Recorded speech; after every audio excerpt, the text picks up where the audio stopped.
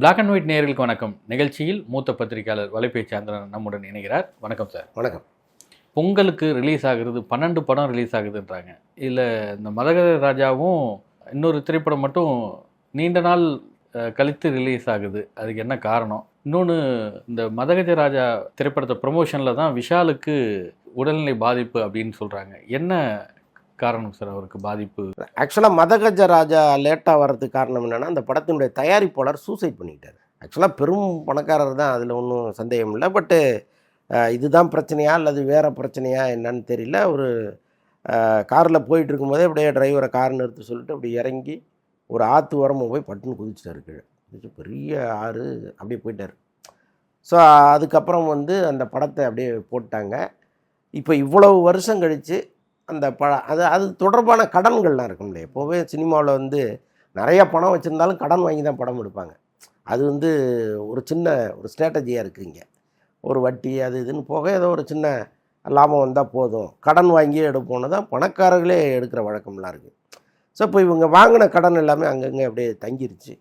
எல்லாருமே கேட்டுக்கிட்டு இருக்கும் பொழுது இந்த படத்தை எடுத்து ரெட் ஜெயண்ட்ட கொடுத்து நீங்கள் ரிலீஸ் பண்ணுங்கள், யாருக்கெல்லாம் கடன் கொடுக்கணுமோ எல்லாத்தையும் செட்டில் பண்ணுங்கன்னு கொடுத்துட்டாங்க. இப்போ ஆனால் அந்த படம் ஃப்ரெஷ்ஷாக இருக்குது.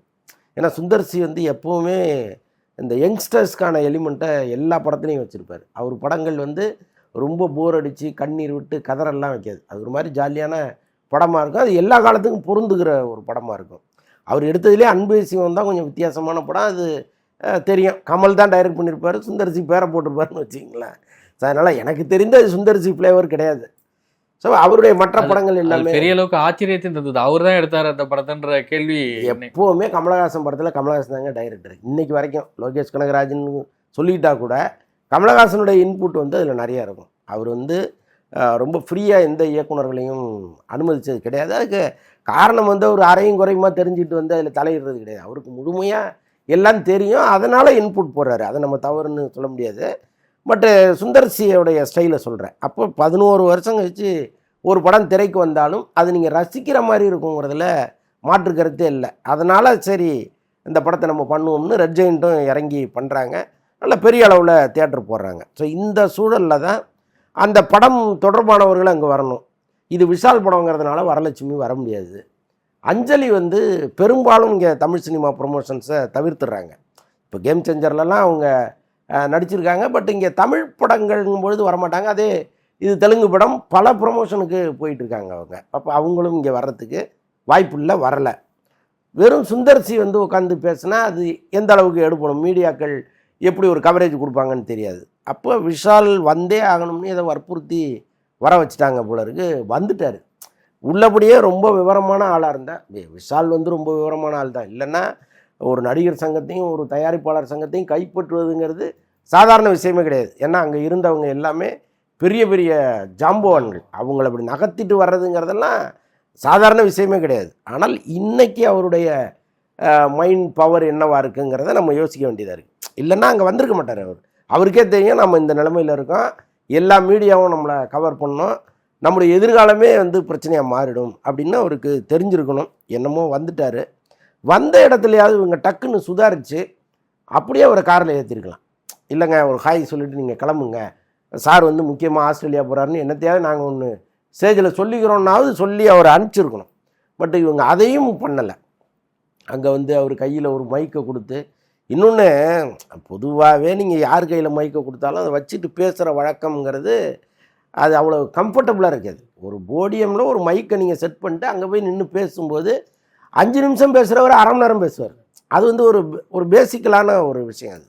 ஸோ அது மாதிரியாவது ஒன்று ரெடி பண்ணி வச்சு அவரை டக்குன்னு அதில் நிற்க வச்சுருந்தா அந்த கை நடுக்கம்லாம் மீடியாவுக்கு தெரிஞ்சிருக்கிறதுக்கு வாய்ப்பு இல்லை. ஓரளவுக்கு மேனேஜ் பண்ணி ஏதோ விஷாலுக்கு உடம்பு சரியில்லை போல இருக்குன்ட்டு போயிடுவாங்க. இது இவ்வளோ பெரிய பூதாகரமான விஷயமா மாறினத்துக்கு காரணம் அங்கே நடந்த நிகழ்ச்சி ஏற்பாட்டாளர்கள் முறையாக செய்யலைங்கிறது தான். இன்னொன்று விஷாலுக்கே பேசிக்கலாக ஒரு சென்ஸ் இல்லாமல் வந்துட்டாருன்னு தோணுச்சு. ஆக்சுவலாக உடல் ரீதியாக அவருக்கு ஏதாவது பிரச்சனையா சார்? ஏன்னா பிரபலங்கள்னாலே இந்த பிரச்சனைகள்லாம் இருக்க தான் செய்யும். அதில் சோஷியல் மீடியாவில் எல்லாம் ரெக்க கட்டி பறந்துக்கிட்டு ஒவ்வொருத்தர் யூகங்கள் அவர் உடல்நிலையை பத்தி தெரியாம பல டாக்டர்கள் வந்துருவாங்க. ஆமா. அப்படியெல்லாம் ஓடிட்டு இருக்குது. ஸோ உங்களுக்கு தெரிந்த வகையில அவருக்கு உடல் ரீதியா வேற என்ன பெரிய பிரச்சனை இருக்கிற மாதிரி பூதாகரமா இவங்க கிளப்புற விஷயம் உண்மையா? அப்படி உண்மைதான் சார். ஆக்சுவலாக அவர் வந்து அடிக்ட் ஆகிட்டார். அதை நம்ம ரொம்ப ஒருத்தரை வந்து டேமேஜ் பண்ணுற மாதிரி வார்த்தைகளை விட்டுறக்கூடாதுங்கிறதுக்காக தான் நான் அதை வெளிப்படையாக சொல்கிறதுக்கு தயங்குறேன். அடிக்ட் ஆகிட்டார். அதுலேருந்து அவர் மீண்டு வெளியில் வரணும். அதுதான் இப்போதைக்கு அவருக்கு இருக்கிற பிரச்சனை. அது எல்லை மீறி ஒரு கட்டத்துக்கு போயிடுச்சு.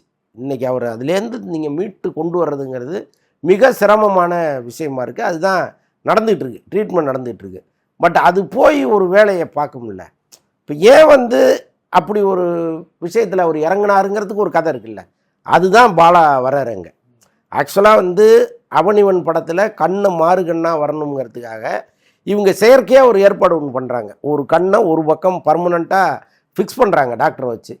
அப்போது நல்லா உங்களுக்கு ஒரு ஒரு ஒரு 10 நிமிஷம் நீங்கள் கண்ணை வந்து 2 கண்ணையும் வேறு வேறு மாதிரி வச்சு பாருங்களேன். இல்லை இந்த மூக்கு நுனியை ஒரு 10 நிமிஷம் பாருங்கள், அன்றைக்கி முழுக்க உங்களுக்கு தலைவலிக்கும். அப்போது ஒரு மனுஷன் 6 மாதம் 7 மாதம் ஷூட்டிங்கில் இதே மாதிரி இருந்தாருன்னா என்ன ஆகும் நிலைமை? கம்ப்ளீட்டாக பிரச்சனையாகி போச்சு. மண்டைக்குள்ளே அவ்வளோ பெரிய பிரச்சனையாக அது மாறிடுச்சு. அந்த தலைவலியை தாங்க முடியாமல் அவர் வந்து இந்த மாதிரி ஒரு பழக்கத்துக்கு ஆளாகிறாரு. அது மெல்ல மெல்ல ஜாஸ்தியாகி ஒரு பக்கம் வந்து அவர் வகித்த பதவிகள், அங்கே நடந்த பஞ்சாயத்துகள், அந்த ஈகோ பிரச்சனை, மோதல்கள், இது எல்லாத்தையுமே வந்து உங்களுக்கு சமாளிக்கணும்னா நீங்கள் இந்த உலகத்தில் இருந்தால் முடியாது. அப்போது வேறொரு இடத்துல நீங்கள் இருந்து தான் அதெல்லாம் டீல் பண்ணணும். அப்போ அந்த பழக்கத்துக்கு ஆளாகி மெல்ல மெல்ல அடிக்ட் ஆகி இப்போ வந்து அதனுடைய உச்சத்துக்கு போயிட்டார் அவர். ஸோ அதுதான் இன்றைக்கி மருத்துவர்கள் வந்து இது இல்லை அது இல்லை இந்த பிரச்சனை இந்த பிரச்சனைன்னு அப்படி பூசி மெழுகுனா கூட உண்மைங்கிறது வேறு. ஸோ இன்றைக்கும் வந்து அவருக்கு ஒரு சிறப்பான ஒரு கல்யாணத்தை பண்ணி வச்சு ஒரு குடும்ப வாழ்க்கையில் அவர் ஈடுபட்டிருந்தாருன்னு வைங்களேன், இவ்வளோ பெரிய பிரச்சனை அவருக்கு வந்திருக்காது. கட்டாயம் வந்து தடுத்துருப்பாங்க. அது யார் மனைவியாக வந்திருந்தா கூட உனக்கு உடல்நலம் தான் முக்கியம், நீ என்ன அதில் போய் தலைவராக இருந்தான்னா இதில் இருந்து செயலாளராக இருந்தான்னா உன் பிரச்சனையை பாருன்னு சொல்லி டார்ச்சர் பண்ணி பிடிச்சி வீட்டில் உட்கார வச்சுருப்பாங்க. இப்போ அவருடைய படங்களையும் அவங்க நெறிப்படுத்தி இதில் நடிக்கணும், இதில் நடிக்கக்கூடாது, இதில் போனால் என்ன சிக்கல், இது எல்லாமே அவங்க ரெடி பண்ணி கொடுத்துருப்பாங்க. ஸோ இது எல்லாத்தையுமே அவர் மிஸ் பண்ணிட்டு வந்து இன்னைக்கு கிட்டத்தட்ட ஒரு இக்கட்டான சூழ்நிலைக்கு வந்துட்டார் அவர். இதுலேருந்து அவரை மீட்டு கொண்டு வர முடியுங்கிற ஒரு பெரிய போராட்டம் நடந்துகிட்டு இருக்கு. ஒரு பக்கம் லண்டனில் ட்ரீட்மெண்ட் கொடுக்குறாங்கன்னு சொன்னாங்க. நடுவில் ஒரு தடவை போனார் அவர். ஆக்சுவலாக தாங்க முடியாத ஒரு பிரச்சனை வந்து கிளம்பி போயிட்டார். போய் அங்கே ஏதோ அவருக்கு ஆப்ரேஷன்லாம் பண்ண போகிறதா சொன்னாங்க. பட் அது பண்ணாங்களா என்னன்னு தெரியல. பட் ஒரு தீவிர சிகிச்சைக்கு போயிட்டு வந்தார். வந்த பிறகும் அவருக்கு வந்து ரொம்ப அது ஜாஸ்தியாச்சே தவிர குறையில. இப்போ மார்க் ஆண்டனின்னு ஒரு படத்தில் படப்பிடிப்பே வந்து ரொம்ப போராடி தான் அந்த படத்தை முடித்தாங்க. எல்லாமே ரெடியாக இருப்பாங்க, அவர் வரமாட்டார். எங்கடான்னு போய் பார்த்தா ரூம் உள்ளே பூட்டிட்டு படுத்து தூங்கிட்டு இருப்பார். அப்புறம் கதவை உடச்சி கிடச்சி உள்ளே போனீங்கன்னா 2 நாள் அப்படி தூங்குனதெல்லாம் இருந்தது. ஸோ அந்த படத்தினுடைய தயாரிப்பாளர் கிளம்பி விஷால் வீட்டில் போய் கிட்டத்தட்ட தர்ணா பண்ணி தான் திரும்ப அவரை கூப்பிட்டு வந்தார். ஸோ அந்த அளவுக்கு வந்து அவர் சினிமாவை வந்து வேறு வழி இல்லை, அப்படி போய் மாட்டிக்கிட்டார். சினிமாவை நேசித்து இங்கே வந்தவர் தான், அவ்வளவு டெடிகேட் பண்ணியிருக்காரு இங்கே. ஆனால் ஒரு கட்டத்துக்கு மேலே அவர் வேலையை அவராலே செய்ய முடியாத அளவுக்கு நெருக்கடிக்கு ஆளாயிட்டார். ஸோ இப்போ அவரை எப்படியாவது மீட்டு கொண்டு வந்துடணும்னு ஒரு போராட்டம் நடந்துகிட்டு இருக்கு. நன்றி சார். மற்றொரு நேரம் நன்றி.